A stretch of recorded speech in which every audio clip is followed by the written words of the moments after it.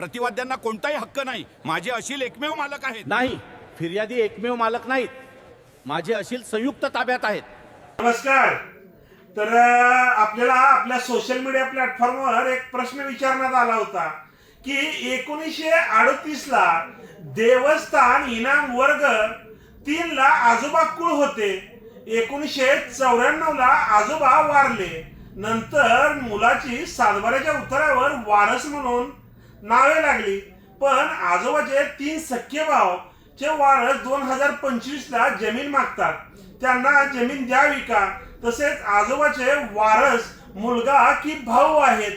सातबारा किंवा इतर कागदपत्रावर एक क्यूम्या नाही, म्हणजे एकत्र कुटुंब मॅनेजर असे सातबाऱ्यावर किंवा इतर कोणत्याही डॉक्युमेंटवर नाही.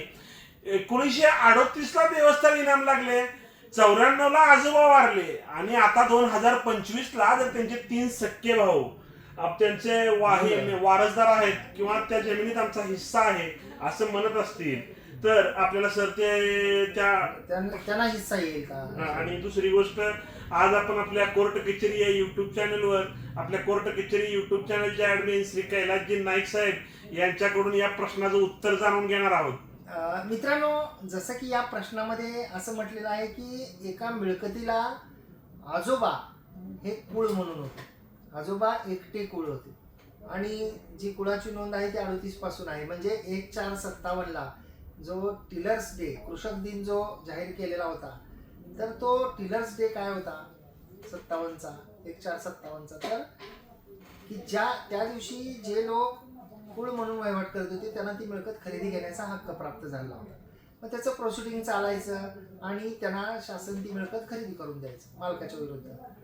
तर या केसमध्ये आजोबा एकटेच कुळ होते असं नमूद करण्यात आलं. त्यानंतर आजोबा मयत झाली. आजोबा मयत झाल्यानंतर त्यांच्या मुलांची नावं लागली आणि मुलं ती मिळकत वहिवाटीत आली. जेव्हा कोणत्याही जमिनीला गावडे साहेब जी व्यक्ती कुळ असते तर त्या व्यक्तीचा तो इंडिपेंडंट राईट असतो, म्हणजे त्या व्यक्तीचा तो स्वतंत्र राईट असतो. म्हणजे उदाहरणार्थ एक एक्स नावाचा व्यक्ती आहे आणि तो एखादी मिळकत वाटतोय ऍज अ टेनंट म्हणून, कुळ म्हणून, तर तो कुळाचे हक्क त्या एकट्याला प्राप्त होतील. त्याच्या मृत्यूनंतर त्यांचे जे वारस आहेत ते होतील. त्यामुळं कुटुंबातल्या एक व्यक्ती हा कुळ म्हणून वहिवाटतो म्हणजे त्या मिळकतीवर कुळ म्हणून त्या कुटुंबातल्या इतर आई वडिलांचे, भावाचे, बहिणीचे हक्क त्या ठिकाणी येतात असं म्हणता येणार नाही. हा, परंतु जर का एक ह्याच्यामध्ये असा अपवाद आहे की जर ती मिळकत एखादा व्यक्ती वहिवाटीत असेल आणि तो एकत्र कुटुंबाचा मॅनेजर म्हणून वहिवाटीत असेल, कुटुंबाकरिता म्हणून वहिवाटीत असेल आणि तशी जर नोंद असेल सातबाराच्या उतार्यावर, तर मात्र ती मिळकत त्या एकत्र कुटुंबाची होते कुळ म्हणून. आता या केसमध्ये असं स्पष्ट म्हटलेलं आहे की उतार्यावर कुठंच एकत्र कुटुंब मॅनेजर म्हणून नोंद नाही. आजोबा वहिवाटीत होते कुळ म्हणून. आजोबानंतर त्यांच्या मुलांची नावं लागली वारस म्हणून. तर आजोबांना वारस हे त्यांची पत्नी, मुलं, मुली हे होतात, जे क्लास 1 मधले वारस आहेत हिंदू लॉ प्रमाणे. भाऊ जे आहेत ते क्लास 1 मध्ये येत नाही. त्यामुळं हे क्लास 1 मधले जे काही वारस आहेत, पत्नी, मुलं, मुली, हे जर जिवंत असतील तर भाऊ हे कायदेशीर वारस होऊ शकत नाही आणि भावांना जे आहे ते कुळाचे कोणत्याही प्रकारचे हक्क जे आहेत ते प्राप्त होऊ शकत नाही.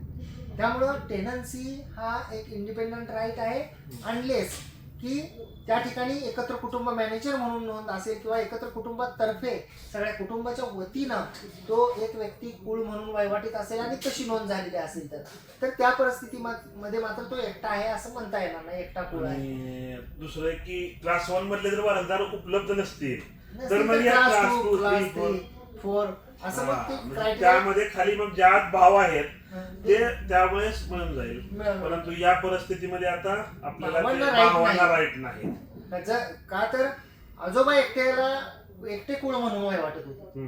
त्यामुळे आजोबाचे जे वारस आहेत त्यांना ती सगळे राईट्स प्राप्त होते. ओके मित्रांनो, ही जर माहिती तुम्हाला समजली असेल तर आमच्या कोर्ट कचेरी या युट्यूब चॅनलला तुम्ही अद्याप सबस्क्राईब केलं नसेल तर सबस्क्राईब करा. आणि मित्रांनो, तुमच्यासाठी आम्ही हा प्रश्न, तुमचे उत्तर आमचे, हा जो सिरीजचा भाग चालू केलेला आहे, यातले बरेचसे भाग आजपर्यंत झालेले आहेत मित्रांनो. तर आमचा उत्साह वाढावा यासाठी नाईक वकील नेहमी आणि प्रत्येक व्हिडिओमध्ये सांगत आहेत की तुम्ही आमच्या व्हिडिओच्या खाली, जर तुम्ही आम्हाला युट्यूबवर पाहत असाल तर व्हिडिओच्या खाली येणारं जे हाईप बटन आहे ते हाईप बटनाला क्लिक करा, जेणेकरून आमचे व्हिडिओ जास्तीत जास्त लोकांपर्यंत पोहोचतील. त्यासोबतच मित्रांनो, तुम्ही जर आम्हाला युट्यूब सोडून इंस्टाग्राम व फेसबुकवर पाहत असाल तर तिथं कोर्ट कचेरी ऑफिशियल इंस्टाग्राम व कोर्ट कचेरी ऑफिशियल फेसबुक पेजला फॉलो जरूर करा. धन्यवाद.